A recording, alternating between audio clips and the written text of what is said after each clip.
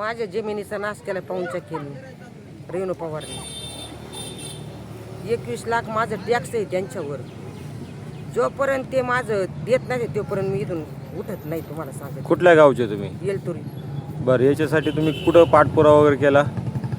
बीडला केलाय, औरंगाबादला केलाय, इथं आष्टीमध्ये केलाय. पुढं मला न्याय भेटलेला नाही. आज 12-13 वर्ष झाले. कर बर, आता शेवट मागणी काय मग आता? माझे जे 21 लाख यांनी द्यावा, हं.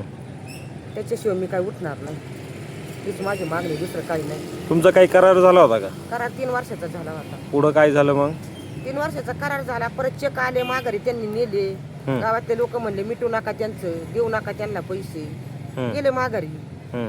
गेले माघारी. तिथून मोर आम्ही चौकशी केली तर यांचा 3 वर्षाचा करारनामा होता. करारनामा संपून गेलेला होता. तिथून मोर यांनी 7 वर्ष माझी जमीन फुकट वापरली बळजबरीने. त्या अनोळखी गुंड आणतेत, येडवाकडे मला हे भिलते, तुला पैसे तर नाही देणार पण तुला उचलून नेऊ, कोण म्हणतात? किडनॅप करू. कंपनी म्हणतात, कंपनीचे गुंड येतात, बाबूशेठचे गुंड येतात.